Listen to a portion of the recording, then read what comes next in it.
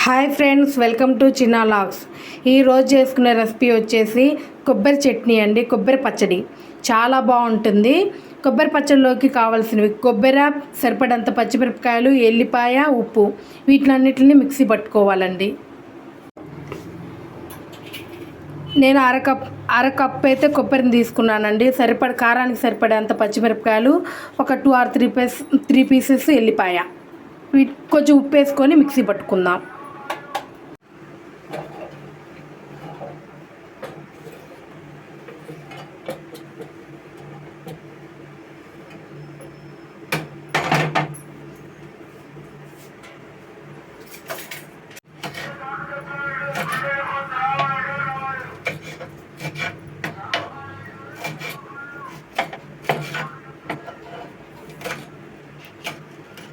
పచ్చిమిరపకాయలని ఇట్లా కట్ చేసుకొని మిక్సీలో వేసుకోవాలి.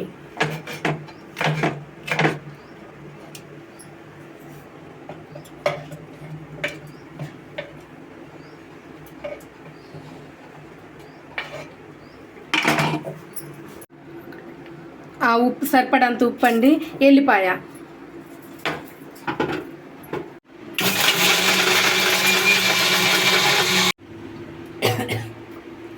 ఎల్లిపాయ కూడా వేసుకోవాలి.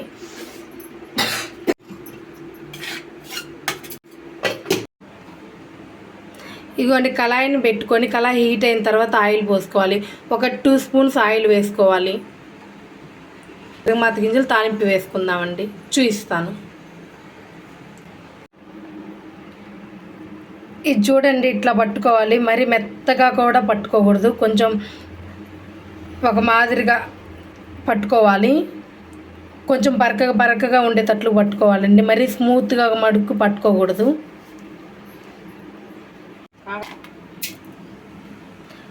ఆయిల్ హీట్ అయిందండి, తాలింపు గింజలు వేసుకోవాలి. ఎండుమిరపకాయ,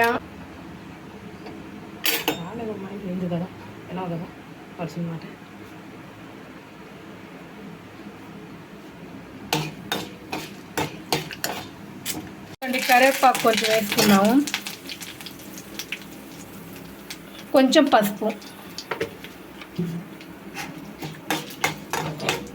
మిక్సీలో పట్టుకున్న కొబ్బరి పొడిని వేసుకుందామండి. కొబ్బరి పచ్చడిని వేసుకోవాలి. అడుగు అంటకుండా ఇట్లా కలదిప్పుకోవాలి. కొబ్బరి కదండి, వెంటనే అడుగు పట్టేస్తుంది. వెంటనే ఇట్లా కలదిప్పుకొని 1 నిమిషం పాటు ఇట్లనే పచ్చివాసన పోయేదాకా ఉంచుకోవాలండి.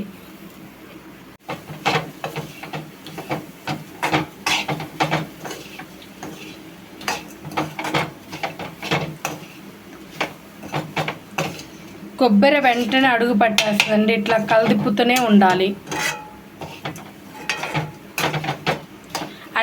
అన్ని పచ్చివి మిక్సీ పట్టాం కాబట్టి కొంచెం వేగనివ్వాలి, లేకపోతే పచ్చివాసన వస్తుంది ఈ చట్నీ.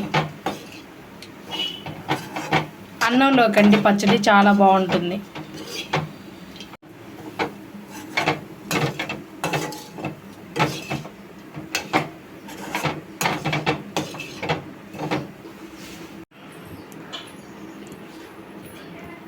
ఇదిగోండి, పచ్చడి పచ్చివాసన మొత్తం పోయిందండి. చూడండి, అడుగు అసలు మాడలేదు.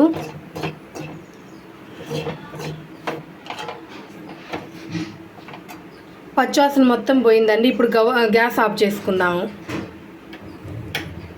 ఈ వీడియో కనుక నచ్చినట్లయితే లైక్ చేయండి, షేర్ చేయండి, కామెంట్ చేయండి. Please subscribe my channel. Thank you.